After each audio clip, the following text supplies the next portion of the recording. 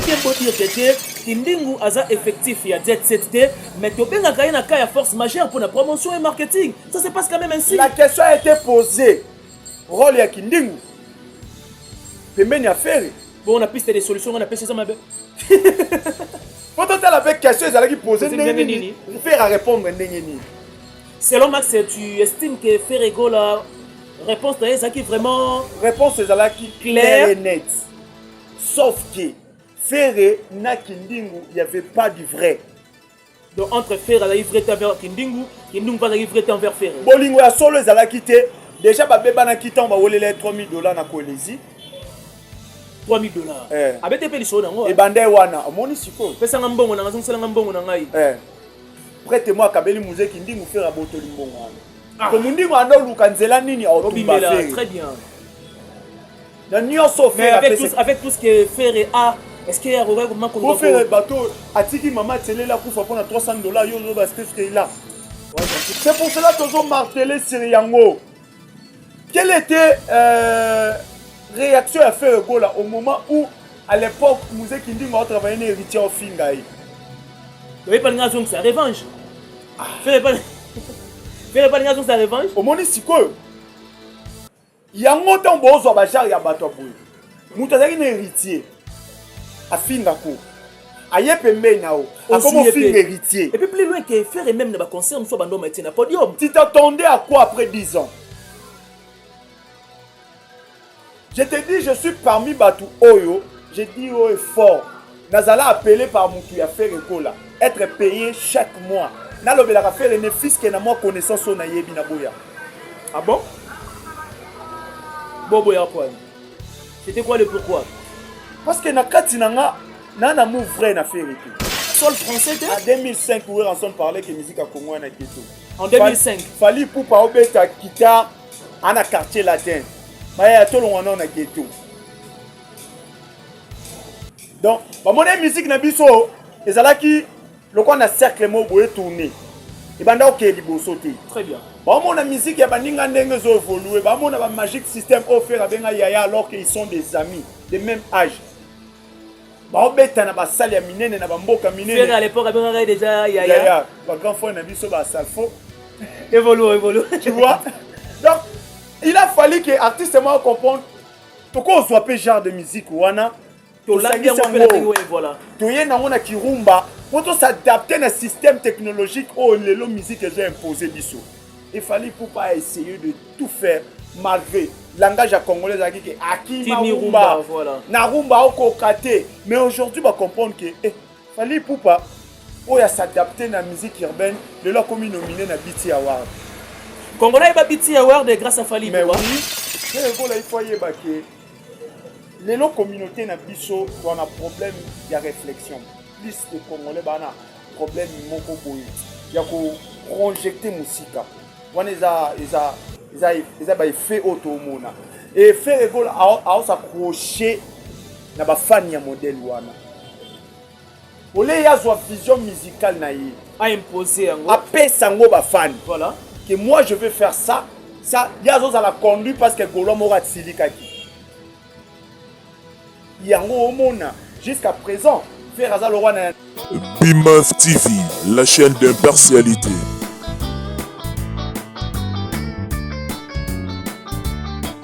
BIMAF TV, la chaîne d'impartialité.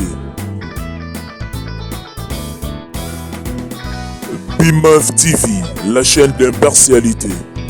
Vous êtes sur BIMAF Télévision, la chaîne d'impartialité, la chaîne qui apporte une nouvelle touche dans la communication. Merci de la confiance renouvelée au nom de toute l'équipe de cet organe de presse en ligne qui apporte une nouvelle touche dans la communication.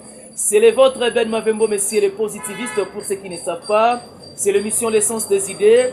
Nous le disons de temps en temps qu'on reçoit toute personne confondue. J'ai le plaisir de la voir. C'est vrai que ce n'est pas du tout un visage à présenter.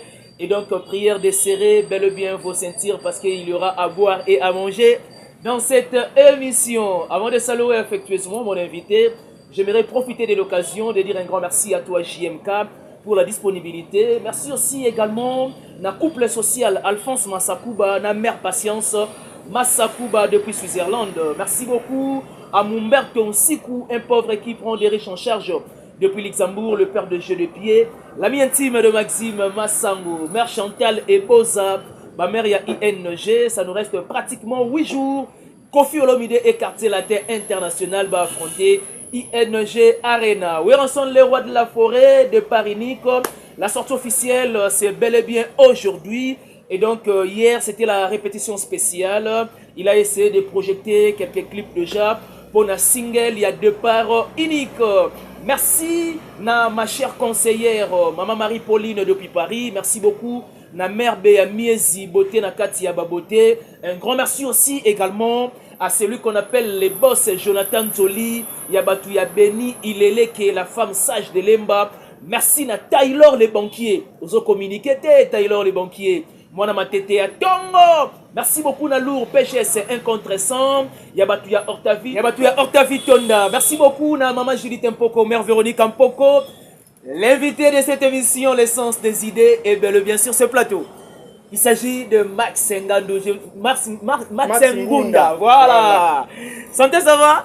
Ouais, ça va bien, mon frère. Merci beaucoup encore une fois. Voilà. Donc, c'est la maison. Merci à la membre de télévision. Chance, appétit, Maman Césarine, la reine de Paris, Bambote Nayo, j'ai tout Maman Premier ministre, il y a Paris, la pêche au Bambote, la pêche Venanga Raman Kota, PDG Moshingo, Bambote, Venangaï, Pablo Kitambala, donc Max Ngunda, Yoka, Nengezalara, toujours solo là. Santé, ça va? Ouais, santé très bien. Mais j'ai l'impression comme si on a une émission tout souriant. Tu as vu ça, tu vas lire un an de quitter. Ok. Il faut lire un an. Mais il y a comme un cigare de qui ce n'est pas possible. Parlons d'abord, il y a le 30, dans le stade, il y a Angola Kuna. Capacité maximale, les gens diraient 20 000 places. Hein? 20 000 places assises, oui. Fausse, donc, en connaissant l'artiste Fali Poupa, voilà. On aura plus de 40 000 personnes au Barouyawana parce qu'Angolais a le roi Bandal. Ok. Aujourd'hui, total à l'élo, n'est artiste Bana. Makambwango, fallait rester le seul artiste ceux qui a quitté Angola. Au monde avait une mobilisation, il y a des fans, mobilisation, il y a peuple angolais, va consommer, artiste va consommer des belles chansons. Je pense que vous allez béler ma casse, tout le monde peut interview lobby. Ouais, justement. Artiste à Salaki, tout le monde est artiste à Longwe. Alors, na lingala en français, en français, en anglais. Voilà. C'est du professionnalisme. Aujourd'hui, toujours martelé sur les médias congolais, toujours martelé surtout les artistes congolais, pour changer la manière de faire les choses. Voilà. Pour lobby, on est raison de la peuple congolais. Et c'est ça la différence de Fali avec les autres dans la musique congolaise, de pouvoir s'adapter aussi dans certaines langues pour faciliter la communication même ailleurs. C'était déjà quelque chose qu'on préparait depuis. Il y a un jour, nous allons à plateau, il y a BT Award, nous avons invité ou nous avons nominé. Très bien. Nous avons exprimé. Les messieurs, c'est confiné à Oluka. Voilà. Même si tu as a fallu un concert, mais on a pris Kananda. Et aujourd'hui, c'était Congolais qui étonné au monde a fallu avec accent en français. Vous allez qui étonné au monde a fallu à le bénéfice que anglais 10 minutes. À taper à maîtriser un mot, mais effort wana yolobake mutu à l'écart penzana ba études supérieures à ma capacité mutu à l'écart plus de temps na musique mais voilà. Na Congo oyo anglais lo ba makayem sous pas 2 personnes. Donc eloko oyo tozo ebisa so ba fait na biso ba de la forêt ba kofi ba nani ba ko mikolo au moins jeunesse ezoya que lobby ozala une fois na plateau ya minene une fois nominé na ba organisation moko ya minene il faut boyer kola yango nazo marteler yango tozo ngaka na place sur lobake totangisa bana pour lobby honneur ezala ya biso lelo congolais nya so c'est la liste de chaque jour hein alingaka falite aza fier yozana compatriote le roi Fali Poupa. Très bien. Donc et voilà, Max Ngunda, déjà, comme nous l'avons déjà dit aux prémices, que jour J, dans quelques heures. Jour J, moins 1 dans quelques heures déjà. Il fallait pour Macarapodium, Nangola Puna, pour Pesabatu, le meilleur il y a Oyo Yazalaranango, et puis voilà quoi. Mais en attendant aussi le troisième album urbain, Tokos 3. Tokos 3, je te dis, mon frère. Est-ce que c'est pour cette année, Tokos 3? Non, pas cette année. Je pense qu'il fallait relancer en haut, janvier ou février, parce que 2026, on martelé encore une fois que 20 ans de carrière, il fallait fêter. Ouais, 2026, hein, justement. Carrière professionnelle et tous en route vers Stade de France. Ah, donc 20 ans, écoute, on a un projet à Stade de France. Et puis, un album Balamoko. Mais n'est-ce pas qu'il est temps, il y a déjà pour lancer même la date pour le Stade de France, pour des raisons, il y a promotion, marketing aussi également. Stade de France, ça va nous prendre au moins 8 ou 9 mois, il y a promotion. La promotion. Et pas une année? Naïbi Fali, moi, il y a l'ingéla à ma musique. Octobre, novembre. Moi, on a des pena. À la Kawana. Sautel va concerner presque terminé. Et bandara de 10e mois décembre. Ok. Donc, naïbeli artiste, tout le monde a rappelé à Salah Moussala naïe. Voilà. On pense que même sous décembre, il fallait qu'on lance déjà date au Héromima.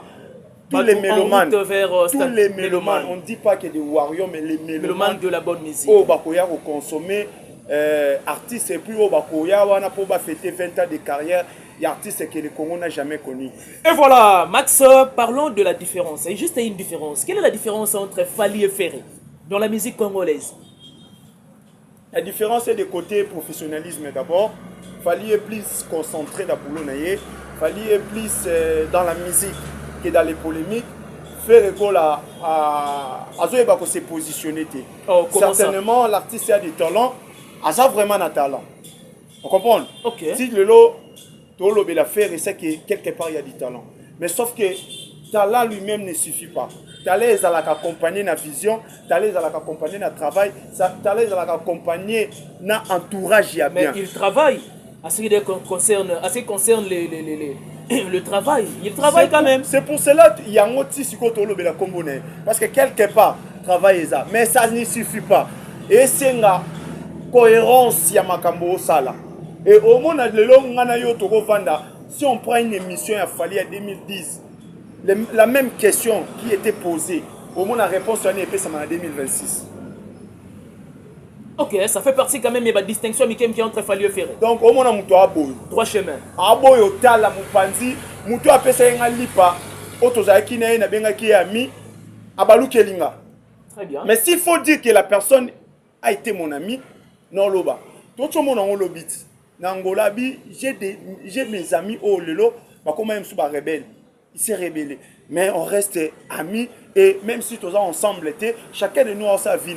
Donc, ex-ami, on va ex-ami. Ex-ami, on va faire Patrick Ngoubi Mangasa. Tu as vu Patrick Ngoubi, tu as vu Fali, qui est Patrick Ngoubi. Voilà. Et les autres, tu as comment ok, il a Fali. Mais il reconnaît qu'il y a un masse, ensemble et tout et tout. Donc, comment ami révolté. Mais si tu as pour parler juste de son ami OM, sous ça comment au fingaye. On n'a même pas parler sur ses amis. Question très bien. Pour dire que l'artiste est plus concentré dans le cop et faire que là, les artiste oyo, le roi Congo sa musique à Congo tambola na base. Voilà. Au tambola na makambo to za na okala. Donc na tuta na salaboy même si na buzo baba olobela senga. Et pour cela aujourd'hui to olobela non pour faire. To olobela faire pena na musalati. Otuninga awa mamba Fali pour pas na répondre aux les 30 Fali à un concert. Si qu'on peut na faire to olobela net ni actuellement. Dans peu de temps on voit des génériques. Fali pas autobimi sensembo. Dans peu de temps peut album ebima. Mais aux artistes ça siko. Mais quand c'est annoncé qu'on a besoin de la politique, qui dans peu de temps on voit des génériques.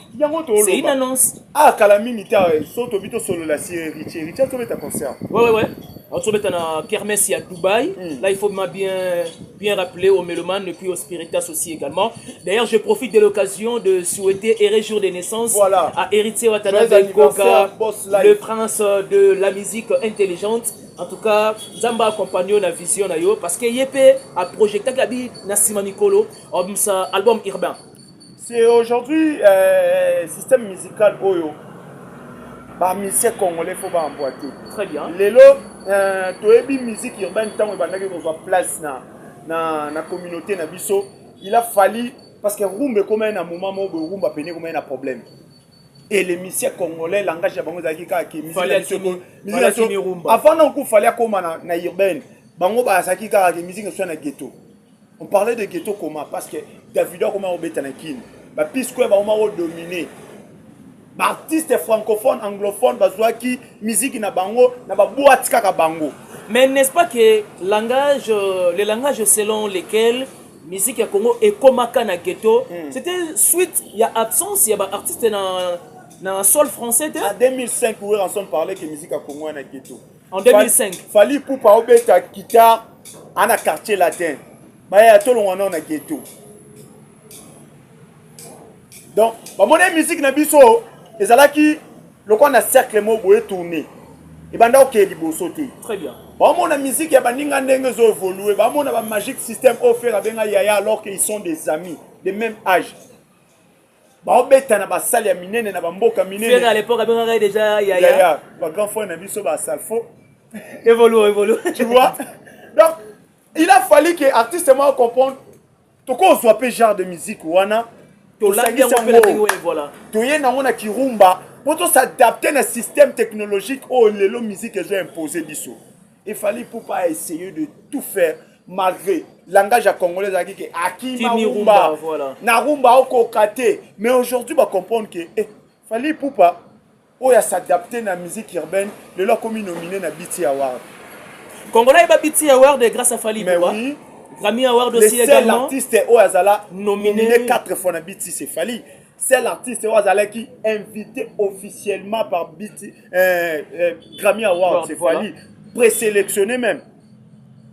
Et alors, les musique congolais, il faut pas héritier Watanabe Koloba qui a album urbain, voilà. C'est à féliciter. Très bien.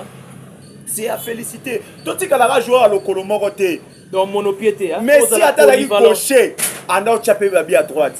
Même si c'est un point faible. Mais à s'adapter, que les lopes baloko y a à droite, poteau vide. On n'est pas peu que Tindike Kendit. Et aujourd'hui, je disais encore une fois félicitations à Wata parce que la musique urbaine, est sur place. Très bien. Alors, l'artiste il faut s'adapter. Kofi Wala au pena zalaga pena wumbiste via comment on rapper. À s'adapter à la technologie actuelle. Via le moment actuel, oui. Arapa. Au pena tu pena via sur fin d'une guitare acoustique écoute une. Tchatcho. Mais via à monique rythme au makambo ezokende. Donc il faut na kota kaka. Très bien. Félicitations à Wata et puis. Est-ce que d'une part on peut donner raison aussi à Charlie Prince, na mambo akomo le bapo na Ferré. Ferré aura toujours conduit en erreur, fera beaucoup de choses à perfectionner dans sa carrière et puis Emoropé aussi également. Quelle est ta part de réflexion à ça? Déjà, il faut pas tout se baser plus na réflexion congolais. Ferré il faut y baquer. Les communautés na biso to na problème ya réflexion plus de congolais bana problème moko boye ya ko projeter musika wana eza ba fait auto mona et faire égol a s'accrocher na ba fan ya modèle wana olé ya zo vision musicale na yi a imposer ngo apé sango ba fan voilà que moi je veux faire ça ya zo la conduit parce que golo mora tsilikaki yango omona jusqu'à présent faire azal roi na difficulté bifurcation donc denzele kabwani très bien awe baté embrasser nzela nini pourquoi l'artiste a un dilemme en quelque sorte un dilemme ana vision te awe baki ngane mna conduire bateau nyonso bana sima. Donc Mouzé Kinding aussi je comprends bien dans live naé il n'a fait que confirmer ce qui a été déjà dit que faire raison la vision à taille naé. Est-ce que c'est tolérable avant, aussi avant même que tout autre Mouzé Kinding congolais nyonso a constaté déjà. Maintenant qu'est-ce qu'il faut faire? Quelles sont des propositions à donner à faire pour peut-être à embrasser chemin Moussoussou? Tout ça tout dépend de nous d'abord. Si yo vanda awa ne vandi boy quelque part yonde mtu banda ko concevoir lignée à vie nao. Très bien. Yonde mtu banda ko concevoir que nga aujourd'hui faut na ça la journalisme. bitumba nyonso yo bundi na carrière na opoto va na oti lelo yo yondo ebesi ko okende. Tout à fait vrai. Et quand la mutu moko boye aye apesa au conseil pour na ye kaka. Mais en soi, yonde oza maître ya chemin ya mambo sala. Faire gola un mususu musique asali yango parfois pour na ozanga lipa au début. Parfois. N'est-ce pas que c'était une passion de faire la musique?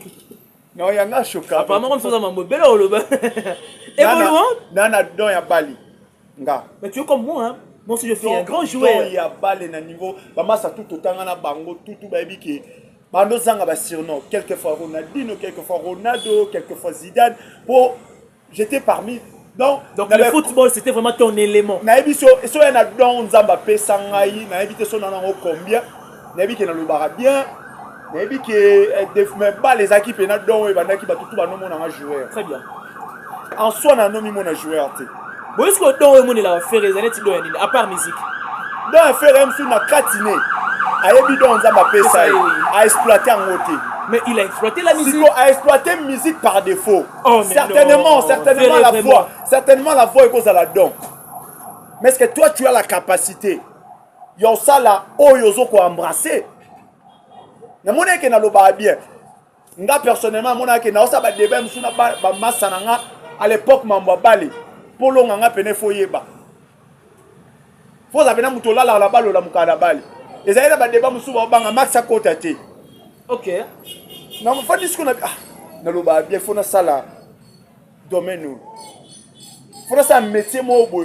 Au bas, on tika ngana s'exprimer. Mais pas les ça. Na kati na ngana ebi ba capacité na moni ke am sou ba les simba te. Na simbi oyo na moni ke na ok na ngo plus longtemps. Na ko vanda na 60 ans na on ça l'interview. Très bien. Omoni. Donc passion et là au mot boy mais mangati na lilita. Ce qu'on fait rigoler dans sa musique, des fois, même si on a yemba bien à Kikoso. Et ça dit que le petit sang il faut yemba. Ok. Il faut yemba. Tout que nous avons déjà nous répéter. Au fur et à mesure, on a fréquenté des artistes à Messani. Mais est-ce que la musique est sa passion à faire? Mais pourquoi pas? Parce qu'il a déjà prouvé que la musique c'est sa passion. À côté de la réalité, s'accrocher.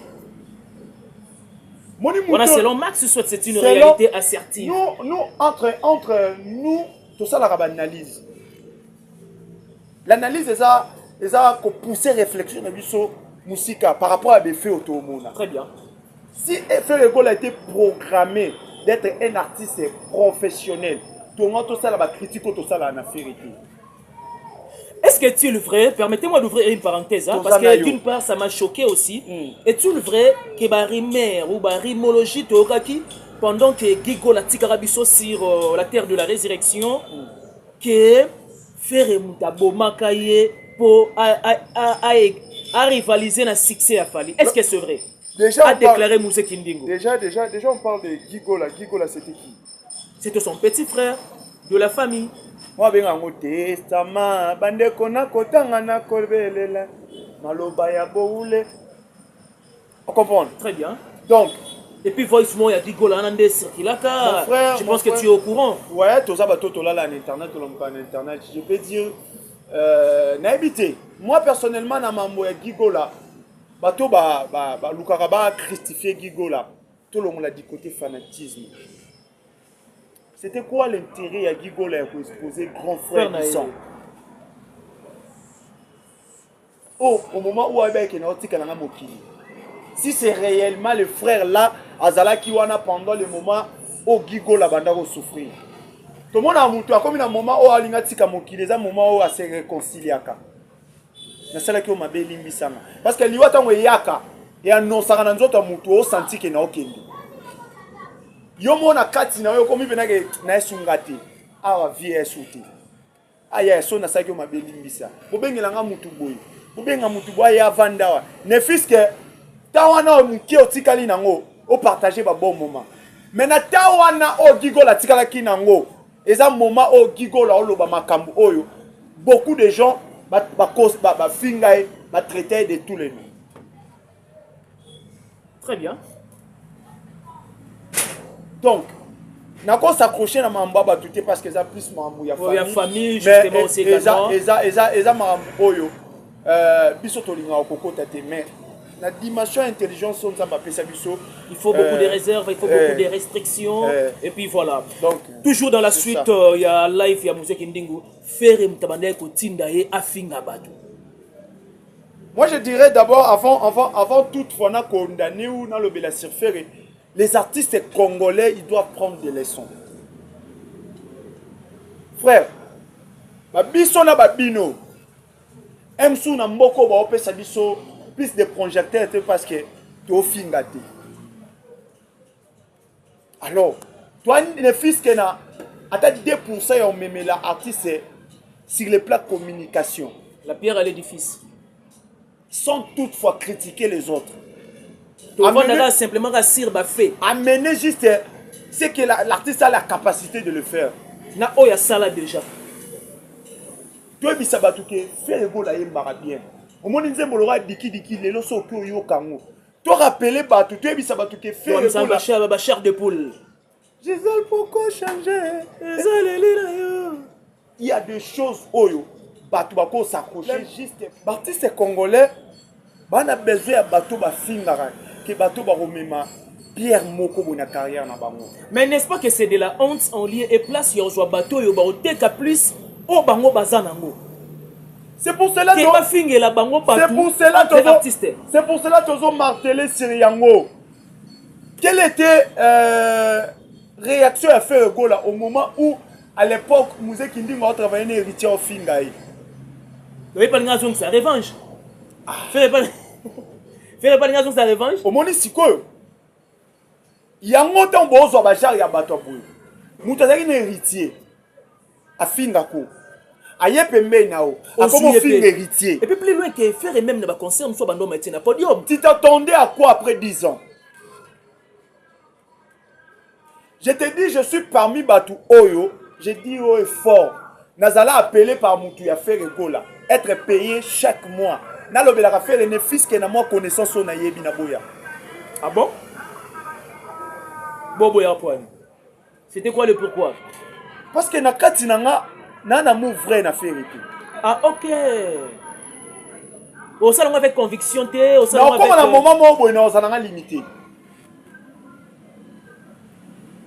Et c'est nga Mougon soupe faire à Rosange loko mo boy na sepe na ngote na manqué faire. Na manqué. Ok. Pourquoi? Parce que na ndo salanga on a zombongo. Alors, mais na bateau balinga faire ya solo. Moni mambo comme la Jaël. Si la serre alinga falité, on a démarré falima. Tout à fait vrai. Donc ce qui est arrivé à Jaël, ça prouve à suffisance qu'elle a de l'amour vrai à la personne de Fali. Parce qu'à soi maintenant il y a machin tout. Badiata wangani kuna babengi ba ti valeur et tout on s'est retrouvé seul. N'artiste au côté là même soupe a occupé ma bouteille. Ce qu'on va fan ce qu'on va y imaginer directeur en marketing de Abiki Tobi Bangote. Biro le biki Tobi Batoanati. Est-ce que yo côté babitumba ba fan ba bien yo nem to même l'artiste c'est ma mentalité. En tout cas il faut oui ça. Mais la sœur a kenda na ba fan ninga fala ke na bango na toucha fali. Après moto yo kita. Moi est-ce que ma fana qui na comprendre que j'ai la linga fali à solo. Très bien. Et ça, l'artiste, il faut mettre un peu. Et c'est un peu des leçons. Mettre un peu pour revoir. Tout ça, les fans Moussoussou, Alia Kambo, on note, mais chaque jour, ça, les vidéos sur TikTok. C'est ça. Ce sont déjà Oyo. Autant que Oyo. Ako Bundelanga bien. Ba profiter alors ba kinding wana te. Ba c'est belé ba ba profiter. Mais selon Max avec ce qui est arrivé avec Kindingu, bon Ferré a ignoré que Azana tête c'était ça la tête c'était Kindingu va pas sur droit de réponse d'ailleurs. Est-ce que le Kindingu a eu se positionner les sous dans orchestre X ou soit Y? Déjà non Kindingu il y a un problème il y a classe. Pardon? Kindingu a un problème de classe. Nana fan à vérité. Nana fan à vérité. Du côté, vous êtes de méchants alors Kindingu vous avez des problèmes en classe mais ça les bon. Pour mon que réflexion ça na talon. Au travail na jet set. Aux entreprise na yo. Ata benga ya mafinga. Mais ça entreprise na mafinga. Abi entreprise na mafinga sponsorisée par Ferry. On comprend. OK. Parce que l'entreprise wana oh bisoto yebi. Ya mafinga même en coulisses. Mais les leçons nous a interpellé par exemple dans l'état on peut ça domaine on peut ça mamo ya salaka comme profession.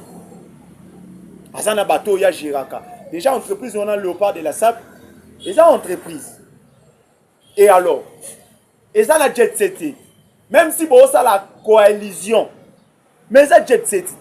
Coalition le but que tu fais partie.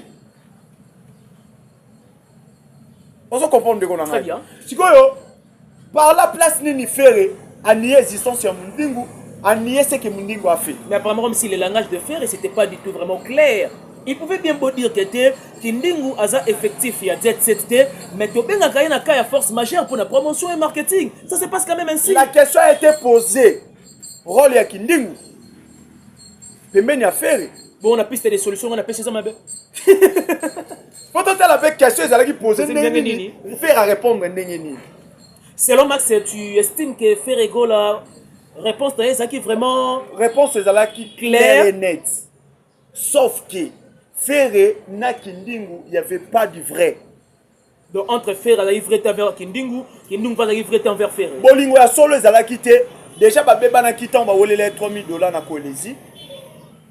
$3000. Avec des pédictions na moi. Et bandé wana, omoni siko. Pesa ngambongo na ngazong sala ngambongo na ngai. Prête-moi Kabeli Mouze Kindingu faire botoli mbongo wana. Ko mundingo ando luka nzela nini autumba Ferré. Très bien. Mais avec tout ce que Ferré a, est-ce qu'il y a un comment pour faire bateau atiki maman télé là pour faire $300 yo parce que ce qu'il a. Ouais, gentil. Ah mais frère, maman ya mission na yo. Aokata motema mission ya azole la presse 3 autourner ga na famille te. Parce que musala nyosho ya salela.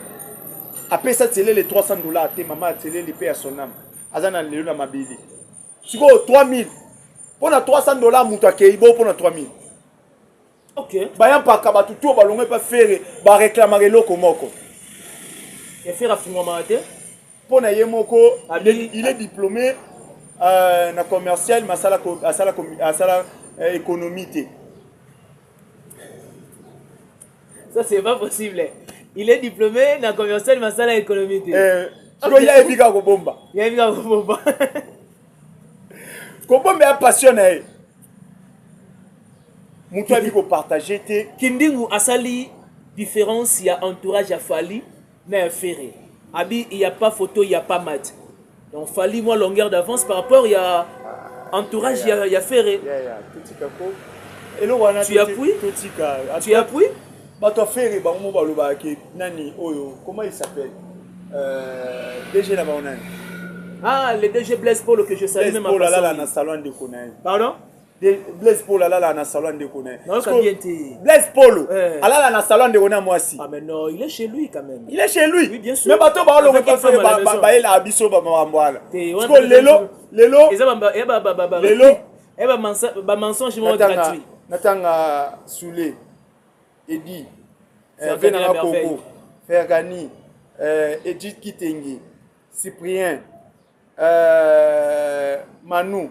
Même Patrick Bakala, quand on a starté. Bakalos. Parce que Batouana tout, on a terminé à 8. C'est pas fait. Pourquoi tu as combien? Pour un statut à niveau à Batouana. Blaise Polo.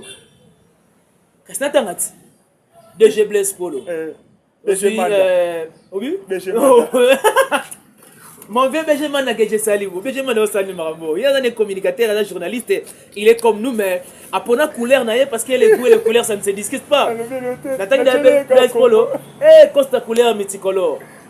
Les patrons délimités. Ok. Na suka la nibale. Eh, Mero Nani. Comment ils appellent? Odette Tibambe, femme de fer. Vous comparez à Vanessa. Vanessa Sunali. Côté Fali? Manager. Ah, Vanessa Nani. Manu Lubaki, voilà. Ok. Petit cas. Donc, pour dire que Lelo, tu combien un niveau que tout le rôle là-bas, comment il s'appelle?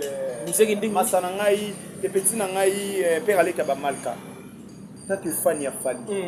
oko China nani waza pembe na feri wa lobela affaire ana standing ya père bamana.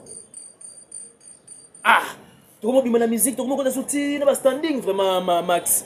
Hein? Parlons de la musique quand même. Et ça caractère lelo bato bazaka tout autour ya fali une longueur d'avance à niveau ya mabi. En termes de réflexion, il y a En mode tout, de vie. en tout et pour tout. Aujourd'hui, Fally Ipupa est l'artiste le plus rentable. Et aussi, artiste Oya Zouaka, Akabola on a battu. Et le qu'on appelle Moussa Lobela Gambo. Depuis Oyeba Fally. Ouais. Toi, Moutuloro, la directeur à marketing, Pembe a Fally depuis 25 ans. Quelle fidélité. Toi, Coco Dilasso, Pembe a Fally depuis. Mais Fally pas Yiba, petit Ming, il y a les grands mots pas, ouais, quand même. Coco Dilasso. Coco Dilasso. Et Libaguette aussi également. Bon. Ça va produire à quartier latin quand même. Ça va produire à quartier latin, mais c'est un quartier latin qui se retrouver. Comme ça, là, c'est quand même mais c'est que tu là, il y a un monde qui va kenna là bango. Il y a un autre zolo bakelelo ben faut que ba ko kabola.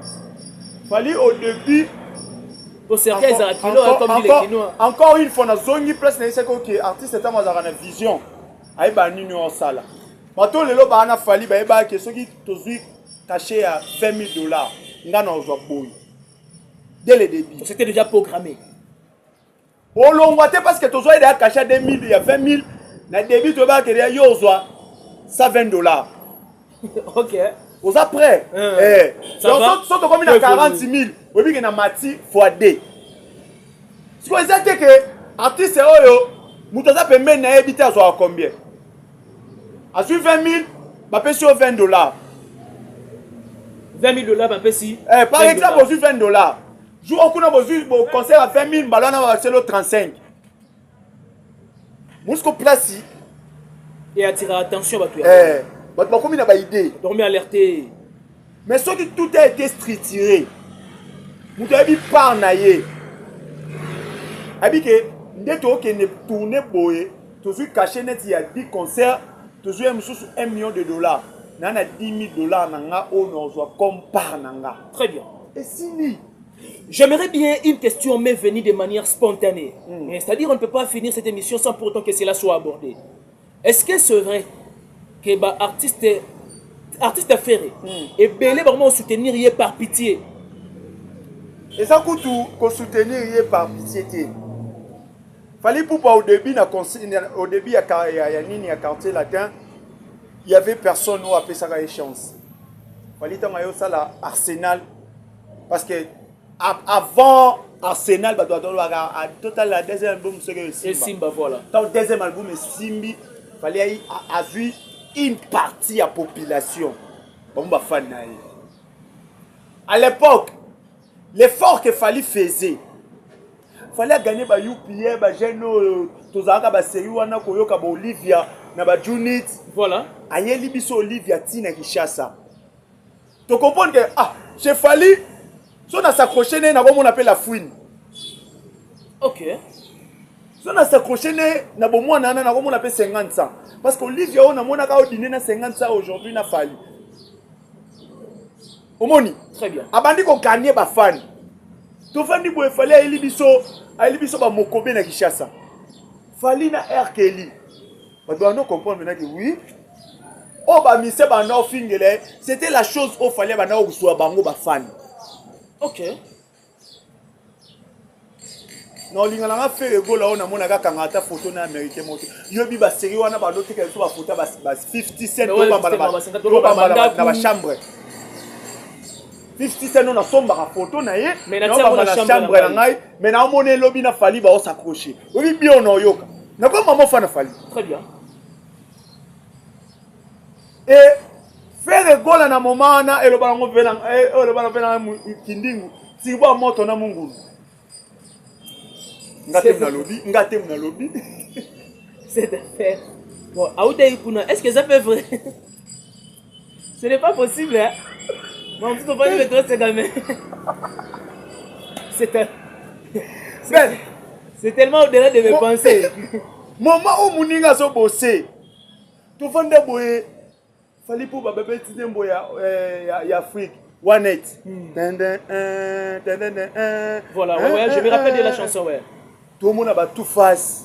Tout le monde a star, il y a minine, il y a série en Afrique. Comment on peut s'affaler mon thème? Et faire là, azo critiquer. Parce que imaginez, moi na moko boye, ali nga fali pour moi na fali pembe na Olivia. Yo ozo critiquer fali. Aïni. C'est pour cela faire là. Na ba makambo akenda na ngona wera. Audience pena na musique à Congo Kitaka. Et Kitaka. Mais le quand même zongi nango. Parce que tu as parlé du passé. Mais il a fait des années sans toutefois sortir des albums, des années sans toutefois jouer des concerts, références. Audience c'est Zali Okita. Azongi ali sikoyo. Azo beta na na niveau na lelo, il faut encore dire que fait pas ça musique ndingo. Merci. Na fi photos à la fils qui est reconnaissant au moins un port mon quelqu'un. Ça il traite de Ferregola suiviste, il a fallu, c'est vrai? Depuis il a toujours été suiviste. Ferregola na quartier à Tazara na boulot ça l'album. Il t'a motivé, il t'a stimulé, c'était fallu. Azaki parmi bateau na fallait ça album aboya. Après tous en an nous biso to va petit na to ça album siko to comme on a niveau té. Ah veut dire vraiment qui fait quoi? Non, c'est une confiance de soi t'es ferré. Il n'y avait même pas de confiance de soi. Azaki peut en mesure en zone peu sous maison mère. Mais oui. Oh, je me rappelle après les marquis, moi Mbutu Muto. Après les marquis, abandonné à Tatabanawa, c'est ce qu'on veut de la forêt, l'Inou, héritier à Moutoya TV. Il a fallu quartier latin.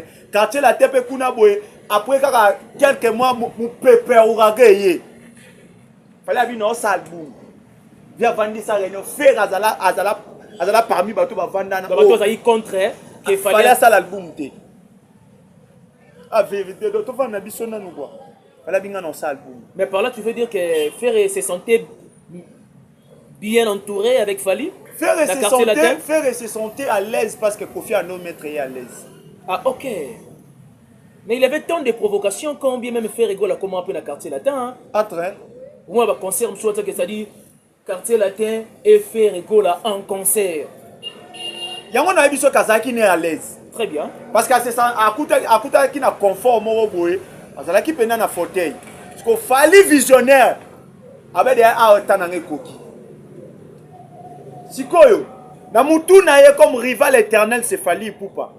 Tant a moni déjà. Un rival éternel Rihanna. Ferré, mon avis. Doit toujours dans moto inspirer à biso. Tout à fait vrai. Certainement. C'est la loi de la nature. Hein? Certainement faire abandonner musique qui bosso Fali. Mais ko banda liboso Fali on fallait za na mutu mobo oh yana simano asa makambu oyo bandulande. Donc a stimuler yo. To pe na ba yaya mususu abota mi yaya na libota. Mais les ka directeur. Les ka comme pistonnier vient na. Viens pas vandi bena ba komi bena boy. Ah petit na non petit na ngai. Donc oh petit na olobande au sala. On comprend. Très bien, Max. Tout le monde a toi aussi ça. Tout le monde a même la Bible. Joseph Azala qui m'a souka. Voilà. Les bandes konae na maman na ya moni sanzana minzoto na beto les autres bambela. Donc faire école Azala qui est artiste pour embrasser qui musique avant Fali. Mais pour tous à la faire autour lobela. Il a fallu quelque part qu'il fallait pour pas moi exister. Il a fallu quelque part, Fali Poupa a existé. C'est dans quelques heures, il va affronter l'un des stades précisément en Angola. 30e stade en Afrique. C'est à vous de nous dire alors. 15e. 15e. Ce n'est pas une mince affaire. Merci beaucoup à nos abonnés. Merci à celui ou celle qui ne s'est jamais abonné. Au s'abonner, au ticket au commentaire, vous écrivez votre nom. La prochaine émission, tu auras une dédicace spéciale. Okay. Merci à mon vieux Ricardo Alino depuis Rio de Janeiro, au Brésil. Et merci aussi également à mon vieux Miguelito Kumbi Mvuiti. Il y a Amouro Kitoto. Ismaël Ebalo, le général de London. Max Ngunda. Ouais, c'était un réel plaisir de partager le même plateau avec toi. Nous avons pas mal de sujets et nous tenons à signaler Nabato Balanda Bisso va s'habituer na moi. Bisso pena tozala awa partout voilà. Bo mesensa biso ngana na ben tozo moi tant pena ya justement ouais. Bo ki banda to bandi to singité. Personne d'ailleurs. Oh maman oh nani parce que toi on fait que relever de faits. Toi on a besoin il y a une communication moro boy. au lobby bombe télévision maboko. Tout à fait. Moni Papimbo Masali 10e anniversaire na moni ba mission. Félicitations à Aîné. Ba mission nyonso bombe télé maboko. Très bien. On met le roi de la forêt. En tout cas, salut vidéo pour na Papimbo Masali. Ça fait plaisir. Sango. Donc tout le monde na moi ba buzo ba moko boy. Certainement la rose à la fan ya fali parce que tout le monde a sa fan ya mutumoko quelque part. Sauf que biso bomba randete. Na lo ba ke na naître même nzamba ra naître te. Même Nzamba n'a pas préféré na mutu so sambela ka te nini te. On va biso to ba préféré Nzambe. Nzambe azinga kaye. To ba mise à part Nzambe je vous dis. Imaginez Abraham abanda sambela te. Abraham abima na ndako nganga. Maintenant le père de la croyance. Abima na ndako ya nganga. Ndako ya nganga papa bango pratiquer misala mabe. Kuna Nzambe kombo etanga makate Nzamba alinga Abraham. Et puis le père de la croyance, il faut rappeler. Allez-y comprendre, Max Ngunda, nous sommes pratiquement à la fin. Voilà. C'était l'émission L'essence des idées. Ici, nous partageons les idées. Ici, nous agençons les idées. Et puis, il y a toujours une suite logique des idées. Voilà. Merci beaucoup, Nabao Batala Rabiso. Donc, quand tu as dit que vous avez belé, au Bapé, et tu continues à aligner au lobby, tu as la musique qui dit que tu as bino, tu as tombolo, tu as non, ça on peut s'en RT pembena. Mais moi tombo la finga susté. Dissouté. Oui. Dissouté. Oui. Mais ngas ko son afandi ben au kranga émission na ngata depuis na ban internet 2003 on en finga. Mais parlons du passé, oublions le passé. Oublions le passé. Parlons du présent, oublions le passé. Le passé nous aide à comprendre le présent pour bien préparer l'avenir. Là c'est vrai, on a passé la biso exact toujours na biso. Au fait on a connu ça le passé les qui les lona lobby. Star Mavinga, je te salue. Vous comprenez? Vous les rendez-vous c'est pour la semaine prochaine. Mais bateau ba finga. Bateau bazo audacité au finga bateau. Ba au finga kaka. C'est ça. 2 à 3 personnes à dédicacer nous sommes pratiquement à la fin, Max Ngunda. J'ai tout la maman ministre de Paris Bambote Sephora Nanga maman na Zouzou. Na pesio Bambote depuis Paris la beauté fatale na pesio. Bambote na sanité Tana Keilos depuis Belgique maman na Zizou.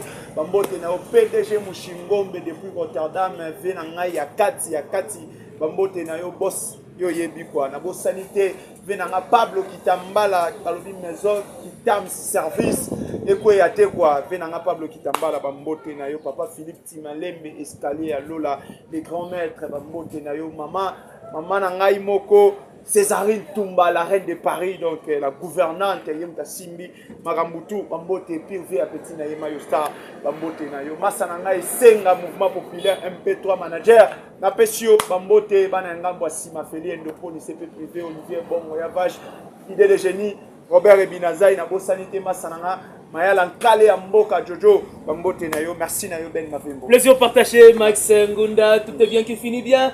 Merci de votre attention soutenue et particulière. Merci à la noblesse oblige Mavembo, futur médecin, la grande sœur de Johanna Gladines Mavembo, Bensi Bazonga, Estrella Mavembo et Nirvana Mavembo. Merci à tous nos abonnés. Vous le faites tellement bien de nous accompagner au partage de nos émissions. Quant à moi, je vous laisse entre le maître de la régie. D'ici là, portez-vous bien. On se retrouve au prochain numéro. Bye bye.